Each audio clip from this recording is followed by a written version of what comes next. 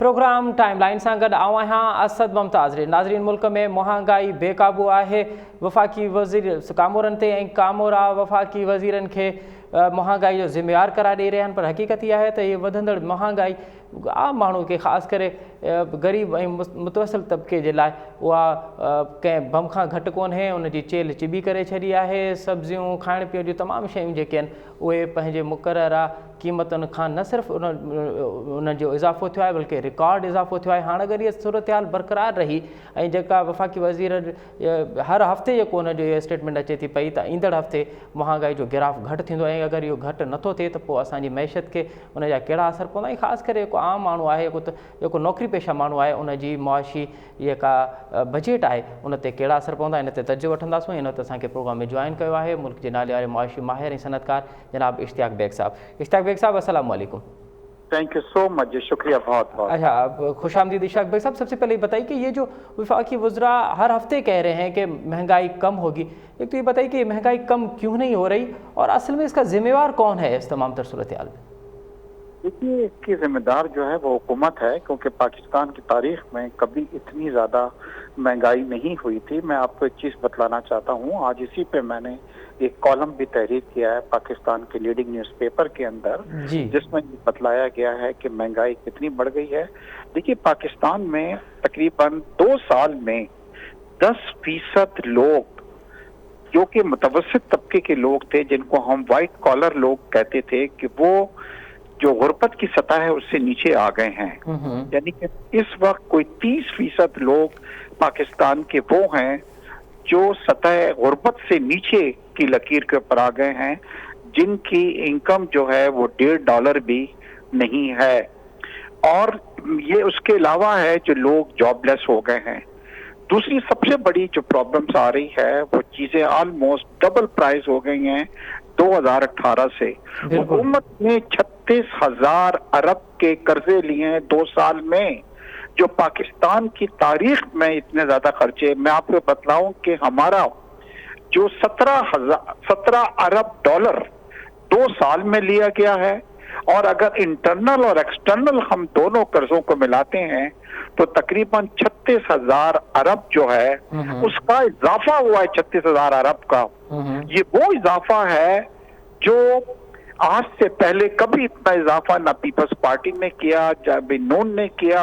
अच्छा, देखिए, कर्जा लें आप, मगर ये कोई एक ऐसा प्रोजेक्ट का नाम हमें बतला दें कि किसी प्रोजेक्ट के अंदर इस कर्जे को यूज किया गया हो। अभी 2 दिन पहले भी लाहौर में जो ऑरेंज लाइन हुई है वो कोई पीटीआई गवर्नमेंट का प्रोजेक्ट नहीं था, वो नवाज शरीफ गवर्नमेंट का था, जिसके आपने इफ्तिताह करके काट के आपने कहा कि जी लोगों को दिखाने के लिए। सही। देखिए, इस वक्त क्या हुआ है कि ये जलसे जो कामयाब जा रहे हैं, अच्छा, इसमें सिर्फ सियासी कारकुन नहीं है, इसके अंदर सबसे ज्यादा लोग वो आ रहे हैं जो महंगाई से मुतासिर हुए हैं। अच्छा। कराची में जो जलसा हुआ 2 बजे सिंध की एक औरत एक दरख्वास्त लेके आ गई और वो कहने लगी कि जी मैं बिलावल साहब को देना चाहती हूँ कि महंगाई बढ़ गई है। तो इसमें ये मत सोचें कि सिर्फ सियासी कारकुन है, इसमें एक बड़ा तबका, चाहे वो कोयटा का हो चाहे गुजरांवाला का हो, वो लोग हैं जो मुतासिर हुए हैं। तो आज अगर हुकूमत ने महंगाई के ऊपर काबू पाया होता, लोगों को सहूलतें दी होती, तो आप यकीन करें कि ये जलसे जो हो रहे हैं हुकूमत के खिलाफ, ये कभी भी कामयाब नहीं होते। इश्तियाक भाई साहब, हम देखते हैं कि गंदम जो है हमारी ज़रूरत के मुताबिक उसकी पैदावार हुई थी, चीनी जो है वो हमारी ज़रूरत के मुताबिक मौजूद है, उसके बावजूद भी इन दोनों जो इंतहाई बुनियादी दोनों आइटम्स हैं, हर घर में इस्तेमाल होता है उनका, तो ये दोनों इन दोनों की कीमतें भी उड़ान ले रही हैं। इनका क्या सबब है कि चीज़ें भी हमारी हैं, ज़रूरत के मुताबिक हमने उसकी पैदावार भी की, उसके बावजूद भी इनकी कीमतें जो हैं वो कंट्रोल में नहीं हैं? देखिए, बहुत अच्छा आपने सवाल किया। चीनी का जहाँ तक ताल्लुक है, इसके ऊपर ये हुआ कि हुकूमत ने पहले अपने लोगों को नवाजने के लिए, जहांगीर तरीन जैसे लोगों को नवाजने के लिए उन्होंने उनको इजाजत दे दी कि आप एक्सपोर्ट कर सकते हैं, जिसमें अरबों रुपए कमाए गए। और कमाने के बाद जब चीनी महंगी हो गई है तो बाद में आपने उसको कहा कि जी प्राइस बढ़ गए, और वो आदमी जिसने अरबों रुपए इस पूरी चीज में कमाए हैं उसको आपने मुल्क से प्रोटोकॉल लेके भेज दिया, मुल्क से बाहर। अब आप ये बात कर रहे हैं कि इमरान खान साहब कि मैं जाऊंगा और यूके में अपने प्लेन के अंदर लेके नवाज शरीफ को लेके आऊंगा। ज्यादा अच्छा हो कि आप साथ में जहांगीर तरीन को भी उस प्लेन के अंदर लेके आए जो मुल्क से यहाँ पे फरार हुआ है चीनी के प्राइसेस के बढ़ाने के बाद। दूसरी देखिए, मिस मैनेजमेंट एक चीज कहलाती है।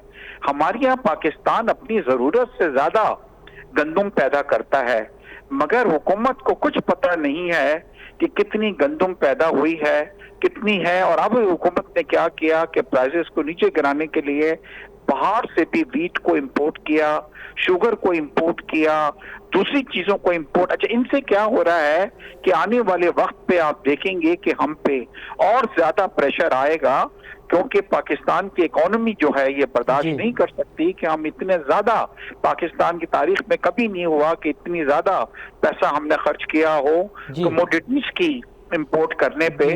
तो कुछ पता नहीं लगता कौन सी मिनिस्ट्री है, कौन सी, उनको कुछ पता नहीं है। और वो क्या करते हैं कि बस एक चीज कहते रहते हैं कि हम जो हैं वो लोगों को जेलों में डाल देंगे, जेलें हम भर देंगे। 2 साल इस चीज को हो गए। 5.8% जीडीपी थी, हर आदमी खुश था, लोगों की जॉब्स लगी हुई थी, महंगाई आधी से भी कम थी। और इन 2 सालों में वो जीडीपी जो थी वो माइनस में आ गई है, 0.4 के ऊपर आ गई है, महंगाई बढ़ गई है, लोग अब बर्दाश्त नहीं कर सकते, खुदकुशियां करने पे आ गए हैं। अभी कुछ दिनों पहले आपने देखा होगा कि गैस के प्राइस फर्दर बढ़ा दिए गए, कराची में इलेक्ट्रिसिटी के प्राइस बढ़ा दिए गए।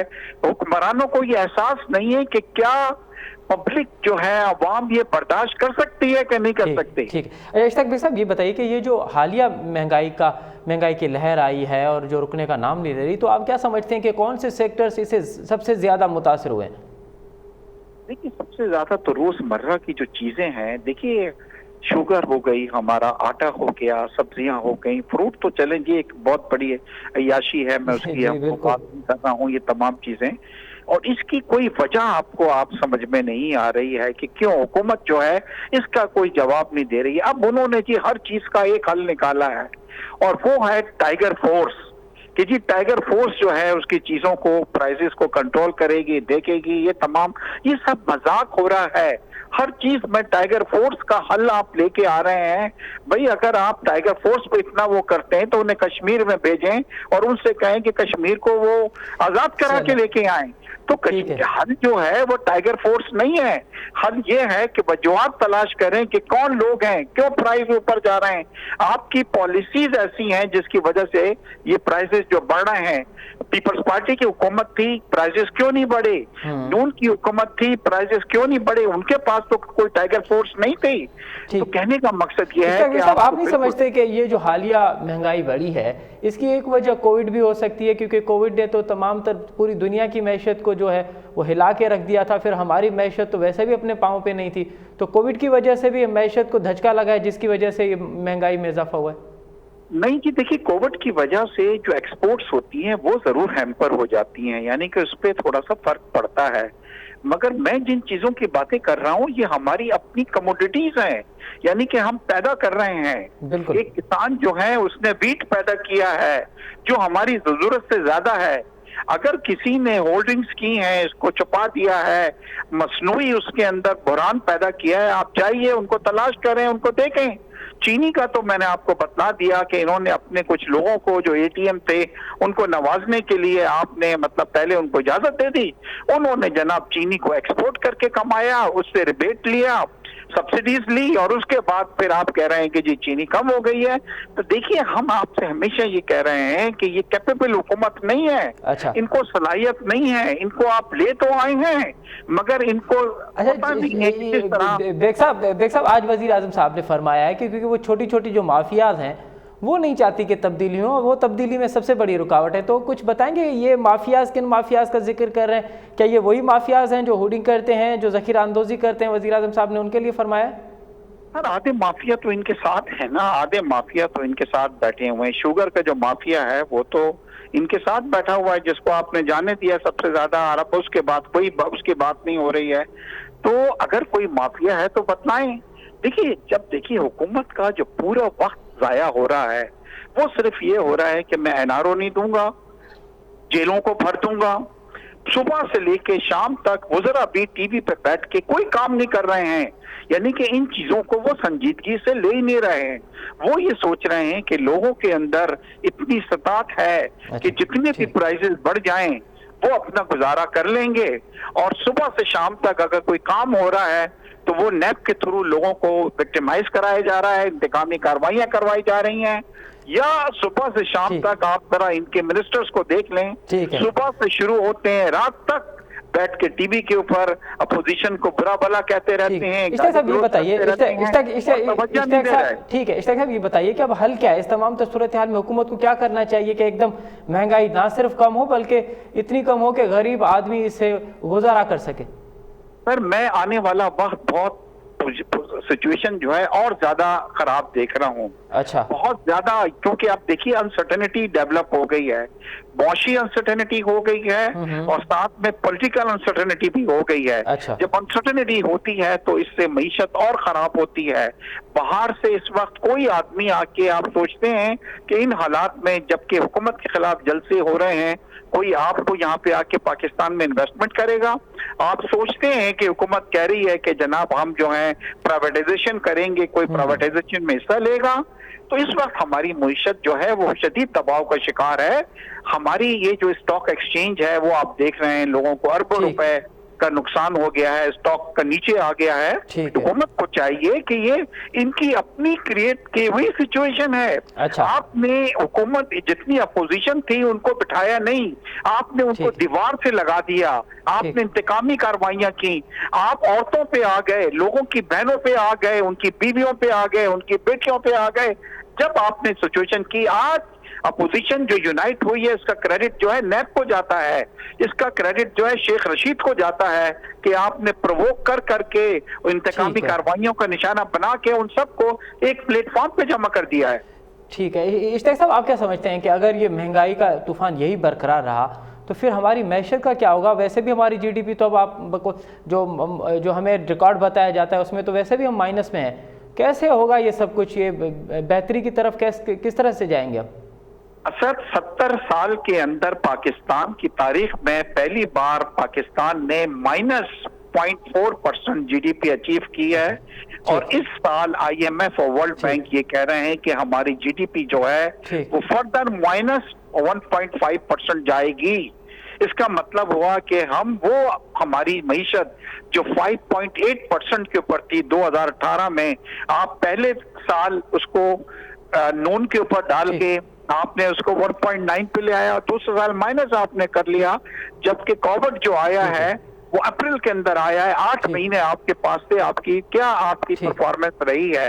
तो बिल्कुल कोई परफॉर्मेंस नहीं रही है, हुकूमत की कोई परफॉर्मेंस नहीं रही है, इसीलिए जो है वो जीडीपी माइनस सतह पे चली गई है। बहुत शुक्रिया इश्तियाक बेग साहब हमें वक्त देने के लिए। नाज़रीन, नाले वाले माशी माहिर सनतकार इश्तियाक बेग साहब जो हालिया महांगाई ते तजुर्बो उन्होंने जो चवण है तो छाकाणि त हुकूमत वटि मिसमैनेजमेंट थी आहे, हुकूमत वटि कंहिं क़िस्म जी का हिकमत अमली न हुई, उन करे जेके शयूं असांजी पैदावार हुयूं उहे शयूं हाणे असांखे महांगाई में मिलनि पियूं। उन चीनी जो मिसाल ॾिनो, उन कणक जो मिसाल ॾिनो त चीनी खंड ऐं कणक बिल्कुलु असांजी पैदावार आहिनि। ऐं हिन दफ़े असां जेका पैदावार थी उहा न सिर्फ़ु असांजी ज़रूरत जेतिरी बल्कि उन खां इज़ाफ़ी, उन जे बावजूद बि असां ॾिसूं था पिया त क़ीमतुनि में इज़ाफ़ो थियो आहे। हाणे महांगाई जो जिन असल में काबू छो नथो थिए, किथे मिसमैनेजमेंट थी आहे? हुकूमत वफ़ाक़ी कामोरनि ते ऐं कामोरा वफ़ाक़ी हुकूमत ते इन ज़िम्मेवार करार ॾियनि था पिया त वफ़ाक़ी हुकूमत जो ई मौक़ो वठंदासीं। हिन वक़्तु असांखे प्रोग्राम में जॉइन कयो आहे तहरीक इंसाफ़ जी MNA मोहतरमा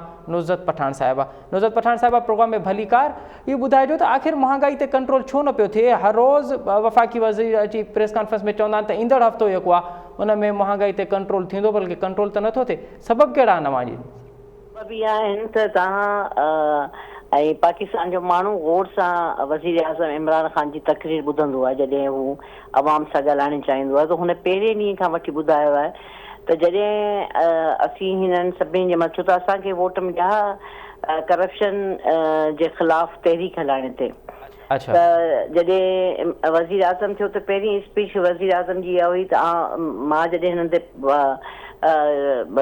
केस खे ओपन थींदा हिननि जा केस जेके बंदि पिया हुआ त ही माण्हू सभु गॾिजी वेंदा हलिया ऐं पोइ मुख़्तलिफ़ हरबनि सां हिन हुकूमत खे नाकाम करण जी कोशिशि कंदा। ऐं उहो ई ॾिसूं पिया असां माफ़िया, छाकाणि जो हिननि जूं जड़ूं ॾाढियूं मज़बूत आहिनि। हिननि 45 इयर्स खां वधीक हुननि हुकूमत कई आहे। हिननि जी वापारियुनि में हिननि जो आहे, स्टॉक एक्सचेंज में हिननि जो पंहिंजा माण्हू वेठा आहिनि, ऐं हिननि खे ख़बर आहे त हिक ॿिए जी मुखालफ़त में पाकिस्तान पीपल्स पार्टी नून लीग वारा हिक ॿिए जी मुखालफ़त में ई क़िस्म जा हुरबा इस्तेमालु कंदा हुआ। हाणे ॿिन्हिनि जा ज़हन मिली त अवां चओ पिया त हीअ हिकु महांगाई आहे, इन जी बि ज़िम्मेवार अपोज़िशन आहे। अपोज़िशन जेका आहे उहा माफ़िया जी सूरत में पंहिंजी हिकमत अमली तहत महांगाई कराई आहे।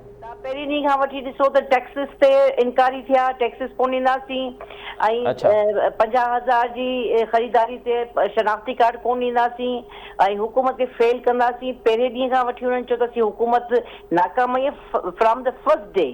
हिकिड़े कलाक जे अंदरि हुननि चयो त हुकूमत नाकाम वई आहे। हुननि सॼो तरीक़ोकार इहो इख़्तियार कयो आहे। गुज़िश्ता 2 सालनि खां वठी हू इन ई ते कमु पिया कनि त कीअं बि करो इमरान ख़ान मां जान छॾायूं। इमरान ख़ान जी जान कोन छॾींदो। इहो पाकिस्तान खे वापसि स्टेबल थींदो, पाकिस्तान मज़बूत थींदो। ही थोरी तकलीफ़ आहे जॾहिं बि क़ौमुनि में इहे इंतशार पैदा करण वारियूं अनासर मज़बूत हूंदा आहिनि त क़ौम हिकु थी उनजो मुक़ाबिलो कंदी आहे, ऐं क़ौम हिन वक़्तु इमरान ख़ान सां गॾु बीठी आहे। हा जी ठीक है। अच्छा नुज़र साहिबा, अॼु पीपल्स पार्टी जे सेनेटर्स मियां रज़ा रब्बानी, शेरी रहमान, शशि पल्लवी साहिबा इस प्रेस कॉन्फ्रेंस कंदे सदर पाकिस्तान खां इस्तीफ़ा जो मुतालबो कयो आहे। त छाकाणि त जेको जस्टिस फ़ाइज़ ईसा जे ख़िलाफ़ु रेफरेंस हो उन ते सुप्रीम कोर्ट जेको फ़ैसिलो आयो आहे उन में इहो चयो वियो आहे त इहो रेफरेंस आइन ऐं कानून जी लताड़ हुई, आइन ऐं कानून जी भनकड़ी हुई। उन करे हाणे सदर पंहिंजे मनसिब ते रहण लाइ इख़लाक़ी तौर ते उन जवाज़ न आहे। छा चवंदा हुआ पीपल्स पार्टी जे मुताबिक़? सुप्रीम कोर्ट जो फ़ैसिले में हू वकील आहिनि, आउं वकील आहियां। सुप्रीम कोर्ट पंहिंजे फ़ैसिले में इहो चयो आहे तो हू इन में मेलाफाइड इंटेंशन बिल्कुलु कोन्हे। इन में कंहिं बि क़िस्म जी असांखे साज़िश जी बू नज़र कोन महसूस थी आहे। जॾहिं मेलाफाइड इंटेंशन बि कोन्हे, साज़िश जी बू बि कोन्हे, हिकिड़े माण्हू जो लेटर लिखिजी आयो प्रेसिडेंट वटि, प्रेसिडेंट उहो जुडिशल काउंसिल ॾांहुं मोकिलियो, जुडिशल काउंसिल उनखे एड्रेस कयो, वरी उहो साॻियो जुडिशल काउंसिल वटि रेफर थी आयो आहे त हिनखे जेको आहे सो ॾिठो वञे। ठीकु आहे। ऐं उहो ई त इहो हिकिड़ो नॉर्मल प्रोसेस आहे। इन सां हुकूमत खां भई मुतालबो कनि त पाकिस्तान जो सदर मुमलकत जेको सो रिज़ाइन करे। हेॾा वॾा वकील साहिबान वेठा आहिनि, हिननि खे इहो सम्झ में छो कोन आई आहे? अहिड़ा 100 ॿियनि जज, अच्छा जजनि ते जी लाइ ही हमेशह हमिलो कंदा रहिया आहिनि। पहिरियों दफ़ो जेको आहे त अगरि हिकिड़ी ओपिनियन वठण जे लाइ प्रेसिडेंट ऑफ पाकिस्तान हिकिड़ो लेटर लिखियो आहे त बाबा ही लेटर असां वटि आयो आहे, हिन ते इंक्वायरी थियणु खपे, ऐं ऐं तव्हां ॾिसो त उन इंक्वायरी जी खे सुप्रीम कोर्ट कीअं एड्रेस कयो आहे। हुन न त अगरि प्रेसिडेंट जो इक़दाम ग़लति हुजे हा त सुप्रीम कोर्ट ख़ुदि चयो आहे त इहो गैर आइनी आहे। सुप्रीम कोर्ट हुनखे वापसि पंहिंजे जुडिशल काउंसिल में मोकिलियो आहे। अच्छा नुज़र साहिब, इहो ॿुधाइजो त छा सुप्रीम कोर्ट जे फ़ैसिले में बदनीयती वारो लफ़्ज़ इस्तेमालु न हो? छाकाणि त अॼु प्रेस कॉन्फ्रेंस में बार बार इहा ॻाल्हि नज़र पई अचे त सुप्रीम कोर्ट पंहिंजे फ़ैसिले में चयो आहे त इहे बदनीयती ते मुश्तमिल। बिल्कुलु न, पढ़ी वठिजो, तव्हां पेपर पढ़ी घुराए ॾिसिजो, छो त हिननि खे ही सम्झनि था त माण्हू बेवकूफ़ आहिनि, माण्हुनि खे पढ़णु कोन थो अचे। ही हमेशह कूड़ सच ॻाल्हाए पंहिंजो जेको सो बयाने खे राइट करणु था चाहिनि। सुप्रीम कोर्ट इहो ई चयो आहे त हिन में मेलाफाइड इंटेंशन बिल्कुलु कोन हो, ऐं ही रेफरेंस जेको को बदनीयत ते मुबनी कोन हो। इन करे असीं हिनखे वापसि जेको जुडिशल काउंसिल ॾांहुं मोकिलियूं पिया। त तव्हां सम्झो पिया त इहो हिकु मुतालबो आहे, इहो ग़लति मुतालबो आहे, ऐं सदर ऐं वज़ीर आज़म पंहिंजो जेको उन जेके आइनी ऐं कानूनी फ़र्ज़ आहिनि उहे निभाईंदा रहंदा। नुज़र साहिबा, अॼु वज़ीर आज़म साहिबु हिकु दफ़ो ॿीहर जेको आहे NRO न ॾियण जी ॻाल्हि कई आहे। मतिलबु इहो केरु था घुरनि? पीपल्स पार्टी जी अॼु जनाब जो पीपल्स पार्टी जे रहनुमा बार बार इहो मुतालबो कयो आहे त तव्हां नाला था ॿुधायो त NRO खां केरु पिया घुरनि?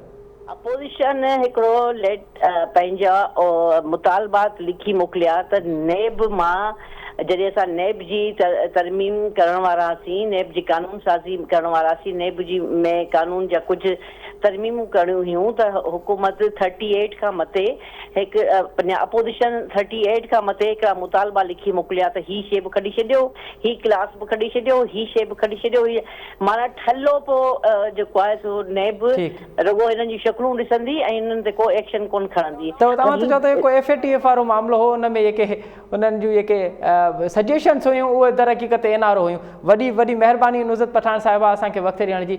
नाज़रीन, नवां PTI जी रहनुमा MNA नुज़रत पठान साहिबा जूं ॻाल्हियूं ॿुधियूं। हुननि चयो त अपोजिशन जेको NRO वठे पई उहो FATF जे मामले ते जेको असां कानून लागू कयोसीं उन में वाज़े हो त उन्हनि जेके सजेशन्स ॾिनियूं उहे NRO हुयूं।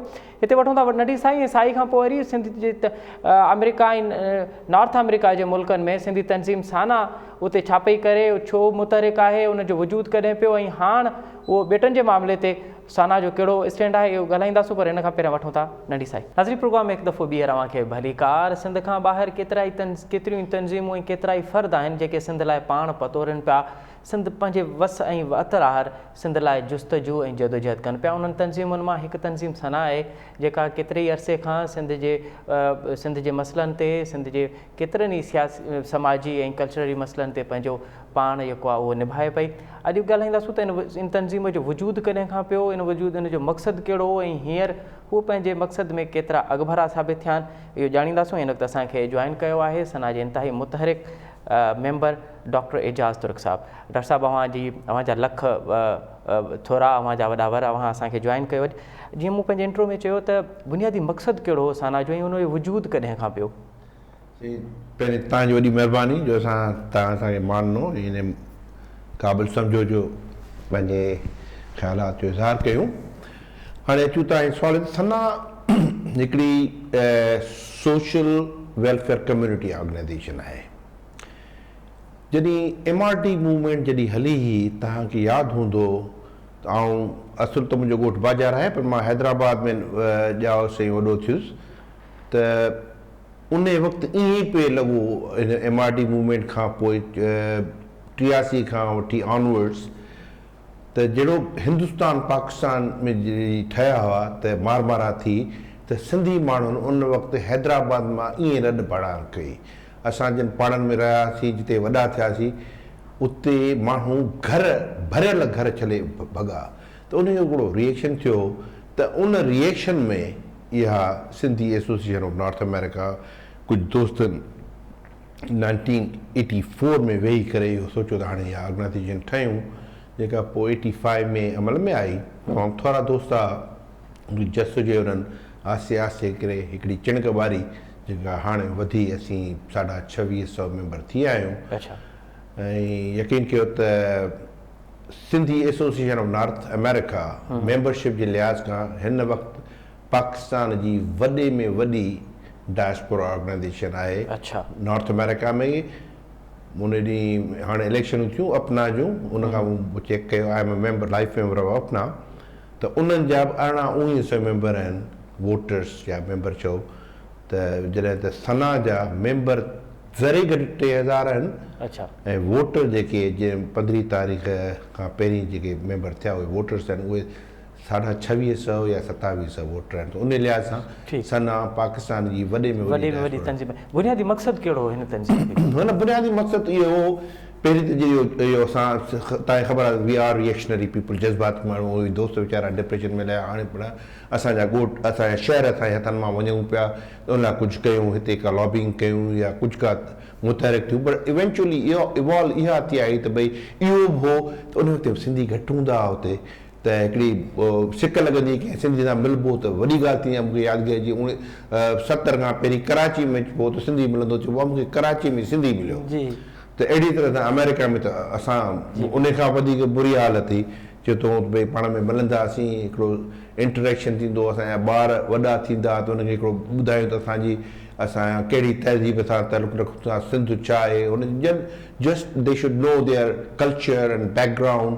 ऐं उन सां गॾोगॾु जे कुझु दोस्त जेके पॉलिटिकली वधीक अवेयर आहे, उन्हनि जो इहो बि हो त असीं सिंध जे जेके समाजी मसइला आहिनि, बिकॉज़ इलाही माण्हू सम्झंदा आहिनि त जेका everything is politics, yes everything is politics, ऐं चवंदा भई तव्हां पॉलिटिकल कोन आहे, SANA is not a political organization, पोइ तव्हां ई छो था ॻाल्हि कयो।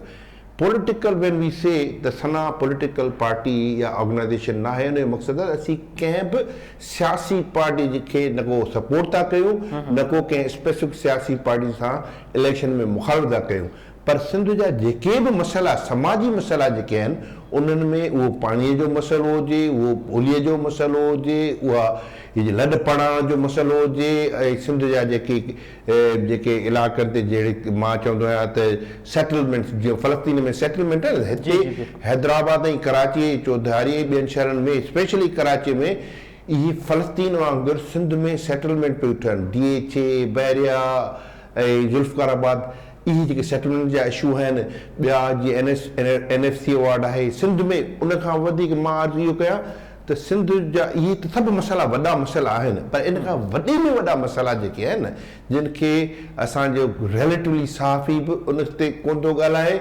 ऐं जे पॉलिटिकल एक्टिविस्ट जेके आहिनि या पॉलिटिकल पार्टीज़ कोन थियूं ॻाल्हाइनि, त रोज़मर्रा जा मसइला, तालीम जो मसइलो, वॾे में वॾो मसइलो तालीम जो मसइलो आहे, उन जहिड़ो या उन खां वॾो मसइलो औरतुनि जी आज़ादी। औरत असांजे सिंधी मुआशरे में जेके खट ऐं कुर्सीअ खे वधीक हुजे, खट टुटी पवंदी वधीक असांखे दौड़े बिना ठाराइणी पवंदी, माई बीमार थी त मिड़े ख़ैर आहे। ठीकु आहे। अच्छा डॉक्टर साहब, जीअं मां ज़िक्र कयो तव्हां जेके सिंध जा ॿरंदड़ मसइला आहिनि या सिंध जा इंतिहाई अहम मसइला आहिनि, उन्हनि ते बि अव्हां न सिर्फ़ु तवजो पिया ॾियो बल्कि उन्हनि जे लाइ बि पाण पथोड़े पिया, त हींअर सिंध जो सभ खां अहम मसइलो जेको पाण जंहिं टाइम गुफ़्तगू कयूं था पिया त जेको मीडिया में हाईलाइट बि थिए थो पियो, सिंध सरापा एहतजाज बि आहे, सना बि कुझु ॾींहं अॻु में हिकिड़ो एहतजाज कयो, उहो हुयो बेटनि वारो मामिलो। त अव्हां हिकु ॿाहिरि वेठा आहियो, फर्स्ट वर्ल्ड में वेठा आहियो, हिकु त अव्हांखे सिंध ॿाहिरां कीअं पई नज़र अचे, पहिरियां त इहो, ॿियो इहो ॿुधाइजो त बेटनि ते मामले ते अव्हां उन कमेटी जा मेंबर बि आहियो, अव्हां हिन मामले खे कीअं था ॾिसो?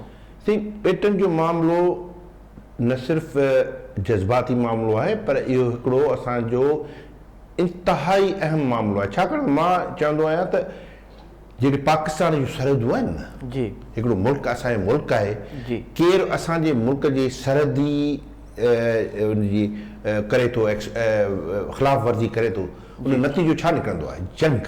जी बिल्कुलु। असीं सभु वणंदासीं, हिंदुस्तान असां जेके असांजी सरहदुनि में घिरी ईंदो त असीं वणंदासीं। जी बिल्कुलु। त अहिड़ी तरह सां सिंध जे ॿेटनि जो मसइलो, असीं सना इहो सम्झे थी त सिंध ही जेको आहे ॿेटनि जो मसइलो, ॿेट जेके आहिनि सिंध जो हिसो आहिनि, इहे पाकिस्तान ठहण खां पहिरीं इहे ॿेट सिंध जा हुआ, पाकिस्तान ठहण जे करे असांखे कोन मिलिया आहिनि। जी बिल्कुलु। इहे ॿेट सिंध जो जाग्राफी हुदूद आहिनि, इन्हनि का बि जाग्राफी हुदूद ॿेट हुजे या ॿियो को सूबे ठाहिण जा जेके ॻाल्हियूं था कनि, इहो असीं सिंधी माण्हू हिते अमेरिका में या किथे बि सिंधी माण्हू असीं सम्झूं था त इहे जेकॾहिं हरकत कई वई त इहा असां सिंध जे ख़िलाफ़ु जंग सम्झंदासीं ऐं उनजो जवाबु जंग जो जवाबु जंग सां ॾींदासीं। ऐं मुंहिंजो यकीन आहे त इन इशूअ ते सिंध जो पढ़ियल अणपढ़ियल हारी नारी मज़दूर इन ते वणंदो। अच्छा, अव्हां छा था सम्झो, अव्हां ॿेटनि वारी कमेटी में सिंध जा मेंबर बि आहियो, अव्हां छा था सम्झो त ॿेट फ़क़ति असांजो आइनी मसइलो आहे या इन खां वधीक को माहौलियाती मसइलो बि आहे, को मुहाणनि जो मसइलो बि आहे, को उन सां को तबक़ाती मसइलो बि थींदो, छा? बिल्कुलु तव्हां ज़बरदस्त ॻाल्हि कई आहे त इहो मल्टी डायमेंशनल इशू आहे। हिकिड़ी दफ़ो ॻाल्हि कई त भई असांजो इहो सरहदी हुदूद आहिनि, पर मां ज़ाती तरह सां चवां थो जेकॾहिं हू फेडरल गवर्नमेंट न अचे ऐं सूबाई हुकूमत करण थी चाहे त उन ते बि बहस थियणु घुरिजे, छाकाणि त इहे ॿेट जीअं कराची जेका आहे उहा सी लेवल खां घटि आहे, इहे ॿेट ऐं मैंग्रोव्स जेके आहिनि इहे they are the first defensive line. इन्हनि खे जॾहिं तव्हां आबादी कंदो, माण्हू ईंदा, इहे मैंग्रोव्स ख़तमु थींदा, हिते जूं मच्छियूं, हिते जा झींगा, हिते जा इहे सभु शयूं ख़तमु थियूं, ऐं पहिरीं तव्हां मुहाणनि खां त पुछो केतिरा लखे मुहाणनि जो रोज़गार आहे हिन ते, उहे वीचारा बेरोज़गार थींदा। त इहो वॾो माहौलियाती इशू आहे, it's economical issue, it's human right issue. उते जा जेके सदियुनि खां जेके माण्हू जिन जो रोज़गार आहे उन जो रोज़गार ख़तमु करे तव्हां इंटरनेशनल कॉर्पोरेशन खे वठी ईंदो त मुंहिंजे ख़्याल में उनजी सख़्तु लफ़्ज़नि में न सिर्फ़ु निंदियो वेंदो, निंदणु घुरिजे, पर उनजी सख़्तु लफ़्ज़नि में मां ज़ाती तरह सम्झां थो त उनजी मुखालफ़त करणु घुरिजे ऐं सोचे सम्झे इन ॻाल्हि ॾिसो। ऐं ॿियो इन ॿेटनि में छा भला कहिड़ी ख़ासि ॻाल्हि आहे जो उते तव्हां छा ठाहींदो, उते कहिड़ा स्पेशल वेदर इज़ डिफरेंट, उहा साॻी गर्मी साॻी मौसम, या के ग्रीन ॿेट आहिनि, इहा डेज़र्ट ॿेट आहिनि, उनमें तव्हां छा कंदो? सही, बिल्कुलु सही, बिल्कुलु सही। अरे एॾा सां मूं हिकिड़ो ॿियो सुवाल बि हिन सां गॾु कयो त अव्हां जेके ॿाहिरि वेठा आहियो, फर्स्ट वर्ल्ड में वेठा आहियो, अव्हां हुते फर्स्ट वर्ल्ड जी लाइफ ॾिसो था पिया, उतां तव्हांखे सिंध कीअं पई नज़र अचे?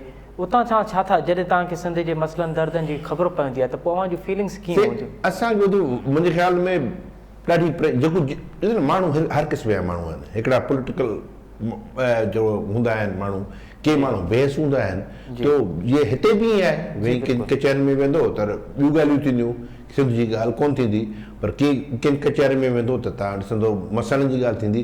त अहिड़ी तरह सां उते बि सिंधी माण्हू ईअं आहे जीअं हिते आहे। यकीनन जॾहिं माण्हू ॿाहिरीं दुनिया में वञे थो ऐं ॿाहिरिनि स्पेशली जेके तरक़ी याफ़्ता ऐं जमहूरी मुल्क आहिनि, उते ॾिसूं था भई ही माण्हू असां जहिड़ा आहिनि, हिन वटि कहिड़ी शइ जेका हिन वटि आहे असां वटि कोन्हे, जेका मुंहिंजे नज़र में उहा आहे तालीम। सही। ऐं असांजो हीउ जेको फ्यूडल सिस्टम आहे ऐं ट्राइबल सिस्टम आहे, उनखे ॾिसी करे ॾाढो ॾुख थींदो आहे त 21वीं सदीअ में बि असीं अञा ताईं इन सरदारी निज़ामनि, पीरनि फ़क़ीरनि उनजे पुठियां पिया था हलूं। पीर जो पुटु पाण बीमार थींदो हुनखे अस्पताल खणी वेंदो, ग़रीब ॿार थींदो हुनखे फीणो ॾेई तावीज़ वठी पैसा ॾे उन। त इहे शयूं जेके ॾिसूं था न हिते, जॾहिं माण्हू एॾो एक्लेमेटाइज़ था थी वञो, असांखे ख़बर ई कोन्हे, रोज़मर्रा त पियो थिए, पर हुते वही वधीक हिन जो अहसासु थिए थो, ॾुख बि थिए थो, भला असांजी क़ौम जो मुक़दर इहो आहे छा? 21वीं सदी में दुनिया अलाए हींअर आर्टिफिशियल इंटेलिजेंस जी ॻाल्हि पई थिए, असीं अञा ताईं दम करे जेको तो पाणी पिया पियारियूं ऐं तावीज़ पिया ॿधूं। तालीम जी ॻाल्हि कई जंहिंसां त पोइ सना सिंध जी तालीम जे हवाले सां अव्हां वटि को प्रोग्राम आहे, कोई स्कॉलरशिप जो, या हिनखे बहितर करण लाइ को डिस्कशन छा को आहे को अव्हां वटि को हिन हवाले सां? सही, पहिरीं जीअं पाण पंहिंजी बि ज़िक्र पियो कयो त सना जी हिकिड़ी सुठी ॻाल्हि, सना जी तव्हांखे सुठियूं ॻाल्हियूं ॿुधायां। SANA is the only democratic organization. मां तव्हांखे यकीन सां ॿुधायां जे सिंध में ॿिया का बि अहिड़ी ऑर्गेनाइज़ेशन सिंध में या सिंध खां ॿाहिरि कोन्हे जेका सना वांगुरु ट्रांसपेरेंट डेमोक्रेटिक ऑर्गेनाइज़ेशन आहे। हर 2 साल चूंडियूं थींदियूं आहिनि, ट्रांसपेरेंट चूंडियूं थींदियूं आहिनि, ऐं उन में कंहिं बि क़िस्म जो। ऐं ॿी जेका ॻाल्हि आहे त सना पंहिंजे पेरनि ते, उहो असां घटि पैसा हुजनि या थोरा पैसा हुजनि, असीं न कंहिं हुकूमत खां, न कंहिं एजेंसीअ खां, न कंहिं ॿिए कॉर्पोरेशन खां पैसा था वठूं। जॾहिं चवंदा भली बुख भरण मुंहिंजी शाल मां वञे शान, असीं उन ते हलंदा आहियूं। छो जो ॿियो तव्हांजी मदद जे कोई पैसा ॾींदो न, उनजो मक़सदु हूंदो, उहो तव्हांखे इस्तेमालु कंदो। सही। सो उन लिहाज़ खां सना यूनिक आहे त असीं डेमोक्रेटिक आहियूं ऐं असांजा वसाइल थोरा घणा अबरा सबरा जहिड़ा आहियूं, पाण में आहियूं, पाण में गॾिजी का मसइलो थींदो आहे। सिंध में स्कॉलरशिप जी तव्हां ॻाल्हि कई, असां तक़रीबन 20 सालनि खां फ़ैरोज़मंद एजुकेशन जेको आहे फेम फंड जे नाले सां आहे, उन स्कॉलरशिप ॾियूं था मुख़्तलिफ़ यूनिवर्सिटियुनि में ऐं स्कूलनि में। 20 सालनि खां हले पियो, हर साल एवरेज 60 खां 80 ताईं उहे स्कॉलरशिप ॾियूं था। ऐं ॿिया असां हिते इहा हली थी पिया कीअं स्कूलनि में कीअं पार्टिसिपेट कयूं था, पब्लिक प्राइवेट पार्टनरशिप जे सिलसिले में हिकिड़ी असां ठाही थी सिंध स्कूल सिस्टम, उहो बि हले पियो।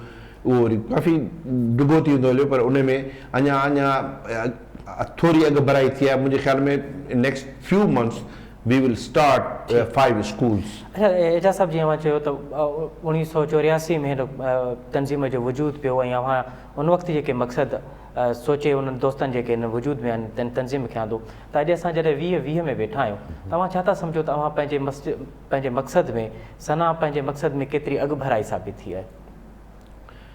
सही, मां अर्ज़ु कयां त जेका बि शइ आहे न उन में इम्प्रूवमेंट जी ज़रूरत हूंदी, बहितरीन बिल्कुलु असां में बिल्कुलु ओणायूं आहिनि। बिकॉज़ हितां असीं जेके आहियूं सभु हिते जा आहियूं न, बिल्कुलु पढ़ी वॾा थी, जेको ज़हनी तरह सां असांजी मेच्योरिटी हितां मिली पोइ वञी हुते, त असां उहे मसइला ज़रूरु आहिनि। पर मां सम्झां थो त होरे ई अॻियां वधिया आहियूं, पर असां सना में बिल्कुलु तव्हां मेंबरशिप जे लाइ था ॾिसो, जेका ऑर्गेनाइज़ेशन 15 मेंबर मां हाणे 3000 ताईं पुगी आहे, इहा अॻु भराई थी आहे। शुरू आहे की 2 ॾहाकनि में असां सिंध में को बि प्रोजेक्ट कोन हो, हींअर हिते असां वटि सिंध जा स्कॉलरशिप आहे, असांजो ठाहियो अथऊं विलेज डेवलपमेंट प्रोग्राम आहे, या SSGB Sindh skill development programme आहे, या सिंध स्कूल सिस्टम। इहे सना कोन्हनि इहे हिते जूं रजिस्टर्ड नॉन प्रॉफिट ऑर्गेनाइजेशन्स आहिनि जेके सना जे मदद सां असां ठाहियूं उन में कोलेबरेशन था कयूं त इहे हिकिड़ी नवाण आहे उन्हनि में तरक़ी अचणु घुरिजे उन्हनि में थोरो जेको चइजे त डेमोक्रेटिक सिस्टम अचणु घुरिजे जेको अञा उनजी ज़रूरत आहे पर इहे रिफॉर्म इहे सिखूं पिया चओ पिया त सना में अञा बहितरी जी ज़रूरत आहे तमामु घणी तमामु उन ते तव्हां वधीक कमु कंदो वधीक कमु करण जी ज़रूरत आहे ऐं हिकु सिंध खे ऐं सिंध खां ॿाहिरि जेके दोस्त आहिनि उन लाइ हिकु सघारी तनज़ीम जी बि अञा हिनखे बहितर बणाइण जी ज़रूरत आहे स्पेशली सिंध जा जेके इशूज़ आहिनि न असां इनखे वधीक क़ुवत सां असीं उनखे उभारे सघूं था जेकॾहिं असांजी सना जी इंशाअल्लाह जेका इलेक्शन थींदी प्रोग्रेसिव एलिमेंट्स जेके आया त तव्हां ॾिसंदव त इन में वधीक भलाई असां पूरी उमेद आहियूं तव्हां हिकु बहितरीनु इलेक्शन ऐं बहितरीनु तंज़ीम जेका आहे उहा जुड़ींदव डॉक्टर एजाज़ साहब तव्हांजा वॾा तव्हां असांखे टाइम ॾिनो नाज़रीन तव्हां सना जे इंतिहाई मुतहरिक मेंबर ऐं सना जी जेका बेटनि बाबति कमेटी आहे उनजे मेंबर जूं ॻाल्हियूं ॿुधियूं उन्हनि जो चवणु आहे त सिंध बेटनि जे हवाले सां सिंध सरापा एहतिजाज आहे बल्कि एजाज़ साहब चवणु आहे त इहे छाकाणि त बेट सिर्फ़ु आइनी मसइलो न आहे इन सां माहौलियाती मसइलो बि थींदो ऐं